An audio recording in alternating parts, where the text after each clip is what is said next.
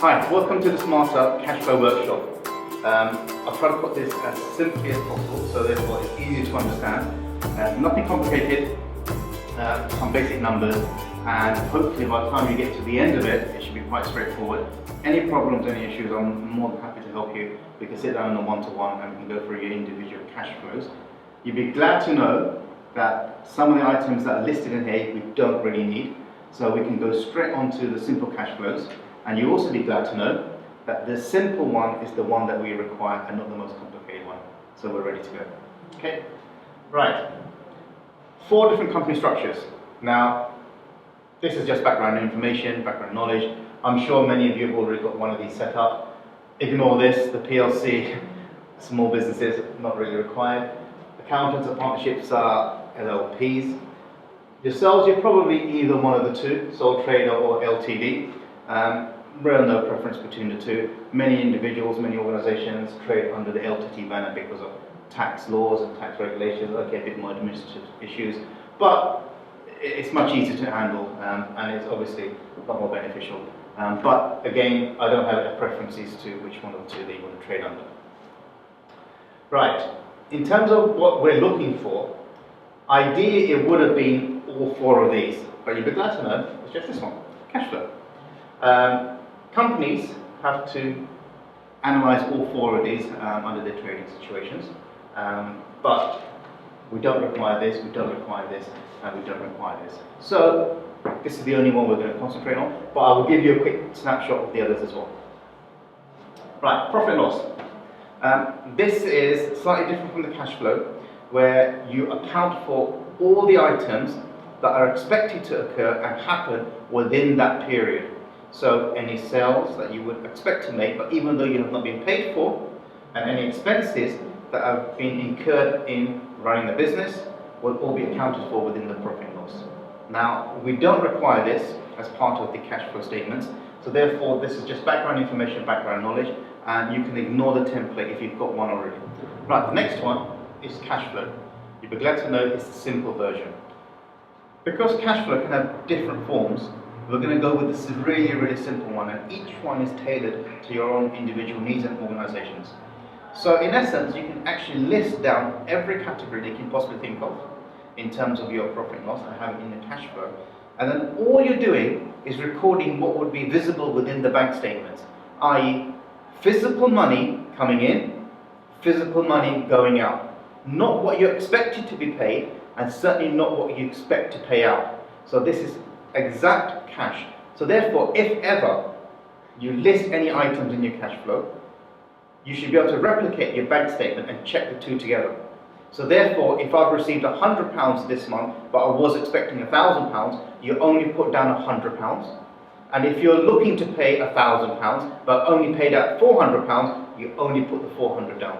And it's as simple as that. I've got an example. Right, you may not see the categories, a bit small, but I'll talk you through them anyway. This is all automated, so you don't have to worry about the top part. And it summarizes all the receipts and all the payments that are going to come through. Receipt section, payment section. Receipts are very, very simple. Couple of lines, wages and salaries, any monthly income that you receive, you put it down there.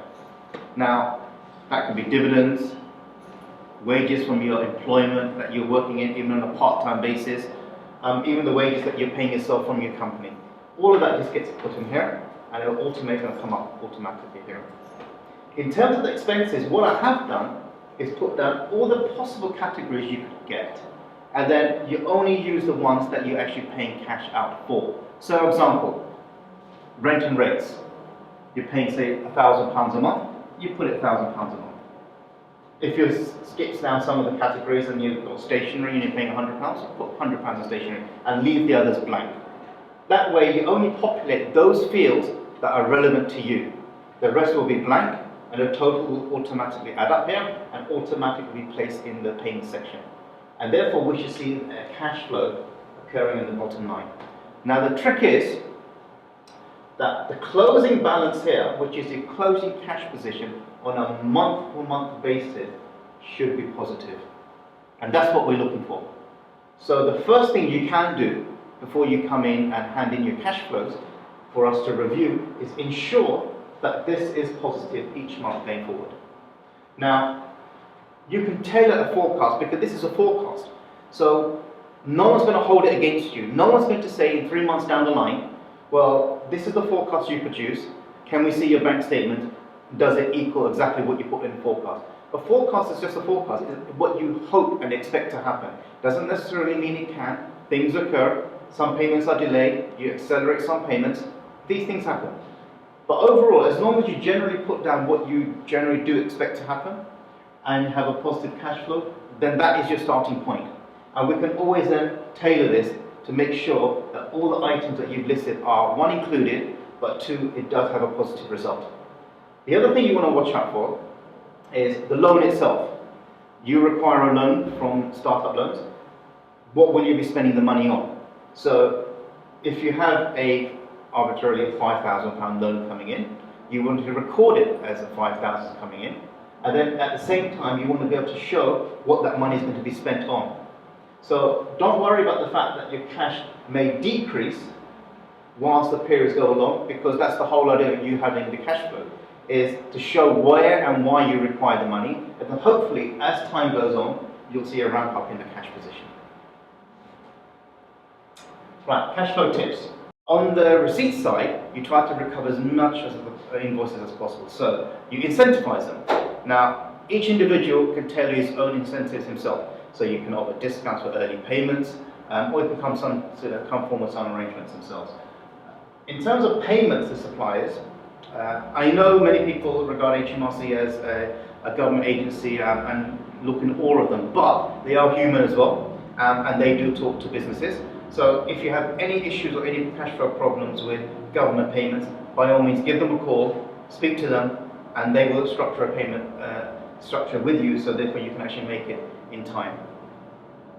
Anything else, by all means we can sit down and we can have a go through of your cash flows and we can go through it in detail. Personal survival budget. This is something else that we require as well.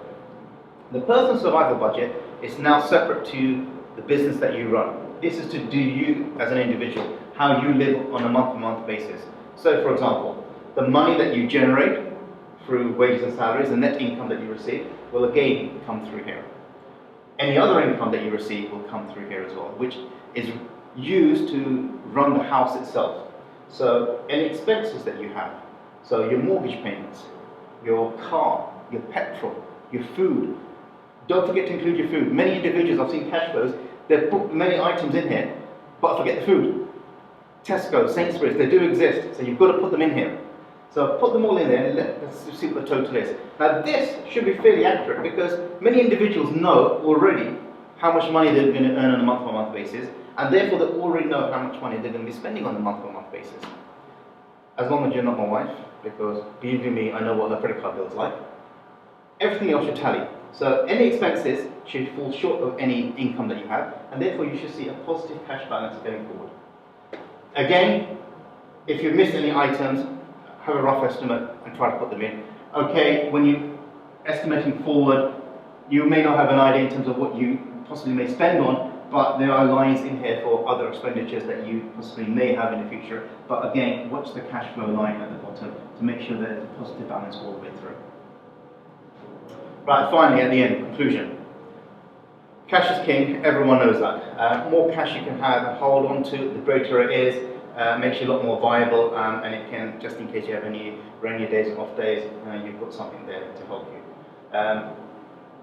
This is something that you may want to consider in the future, is having variances to analyze in terms of what you should have spent money on and what you actually did spend the money on, and look at what the difference came through.